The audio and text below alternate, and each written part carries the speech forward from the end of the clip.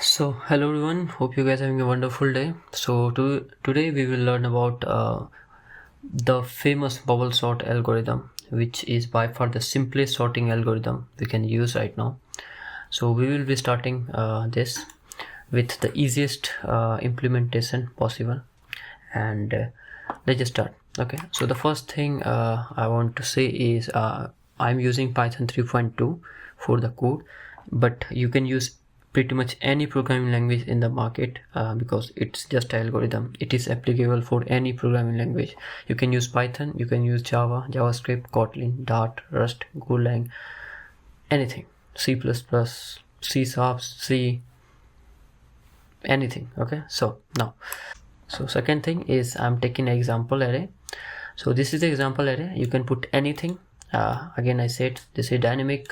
You can take anything as example. Now the very first step what I will do is I will define a function which I'm naming bubble sort, but you can name it anything you want, doesn't matter, and it is asking for a array in the parameters. Okay, now why function? Why we need function?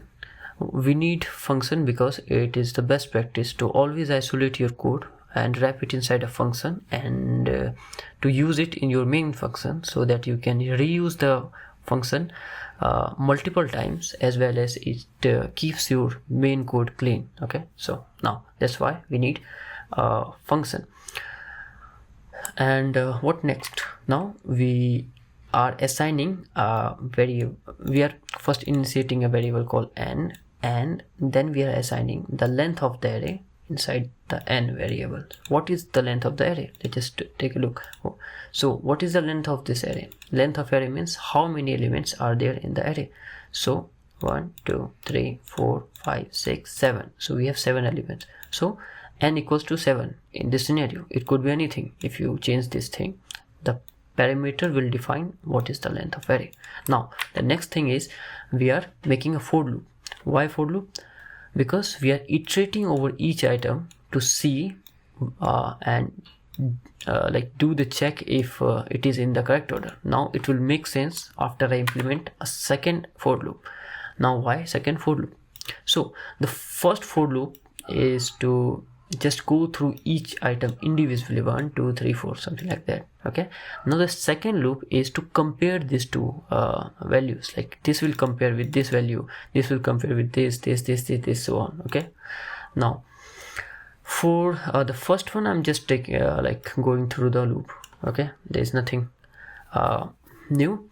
But for the second loop, what I'm doing is I am taking from range 0, which is the very first range, and I'm going till n minus I minus 1. What it is? N minus 1 is, so basically I am only taking the first element except for the last one, okay, compared to the index we have in this one. So let's say we have 7 items in here, so the n will be 7 and I will be, if the like for like in this loop, if the I index is 0, so it will be 7 minus I minus 1, which will be 6. So we will do the looping till here and we will exclude the last value. Same as if it becomes 1, we will reiterate over it, and every time we do the iteration, we are excluding the last part with each iteration, because yeah, we don't want to over like do the looping stuff because it takes resource. So every time we compare, we go through first for loop, we are decreasing the number of loops in the second loop. Okay, now the third thing is I'm making a if condition to check if like if the array value, like the j value of array is greater than the j plus 1 value of array. What is it? So basically if j is 0, so what will be the value? 34 is the value. Okay, if j plus 1, which is obviously 0 plus 1 is 1, so array of 1 will be 64. So we are comparing if 34 is greater than 64. In this scenario it is not. Okay, so if it will be greater than the second element or the next element, it will swap their places by using this code.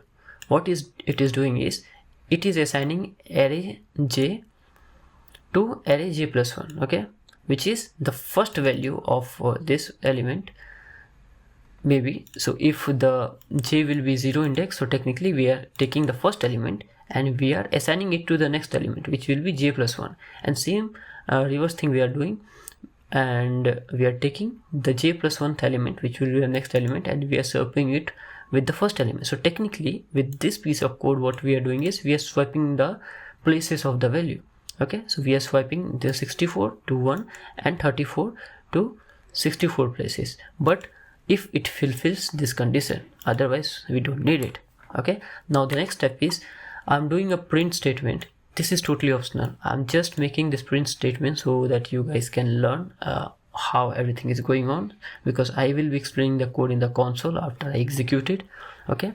And then I'm making an else condition. You don't need the else condition, because if condition is pretty much enough to get the sorted array, okay. And for the else condition, again printing the value, so we can see what thing we swapped and what thing we missed, okay, and if there is swap needed or not. And then we are taking an actual array, so we are defining a array and we are assigning this value to the array. This is example array, and we can use any type of array again, okay. It could be like millions of words inside the array. Now the second thing I'm doing is I am calling this bubble sort algorithm, and I'm injecting this array inside the parameter, so that this function will run on this array. Now you can define multiple arrays and you can call multiple times this function, and you will get multiple type of result depending upon your parameters, okay. Now the last thing is I am printing the sorted array to get the the result of this execution. So let's just run this code and see what is going on. So as we can see is here is we are iterating over element. So first we go through 0 1 2 3 4 5, then 0 1 2 3 4 and so on, okay. Now the second thing is we are going over the element, okay, like j loop. So this is just to check the loop, and let's just see how it actually execute in every process. So first it will start with 34, and 34 will ask the second element if it is bigger than 34 or not. So is 34 bigger than 64? No, that's not. 34 is not bigger than 64, so definitely there is no swap needed. This is already the smallest. Now we will do, is 64 bigger than 11? Yes, it is. So we will swap the value. So what we did is 64 is bigger than 11, so we move 64 to here and 11 to the 64 places, okay. Now we will do it again. If 64 is bigger than 25, yes sir, so we are swapping the place. 24 is here and 64 is here. Now again we will see, is 64 bigger than 12? Yes sir, so we will again swap the value to 12 and 64. Again we will check if 64 is bigger than 22.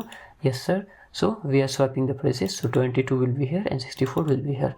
And at last we will see if 64 is greater than 90, and no, it is not. So no, we don't need any swap, okay. So we are not replacing the value now.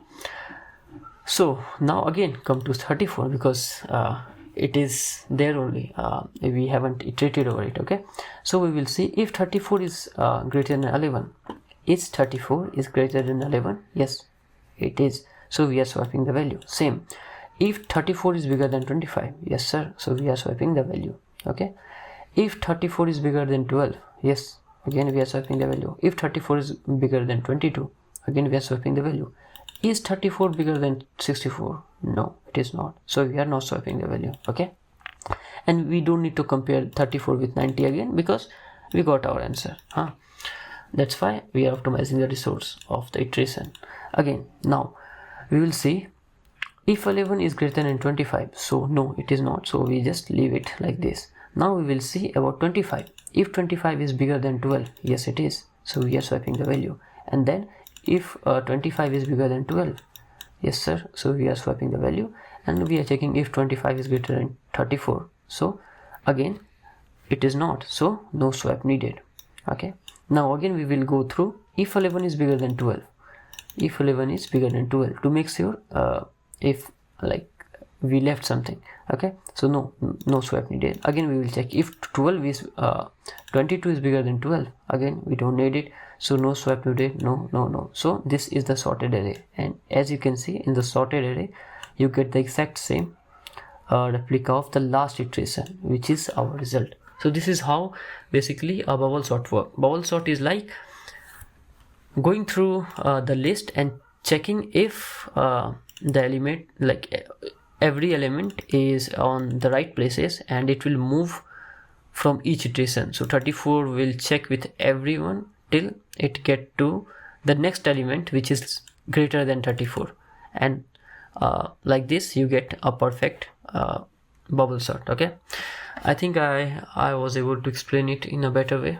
Like from the next time I will try to improve like the communication. So yeah, all right, thanks, have a great day, and see you on the next one.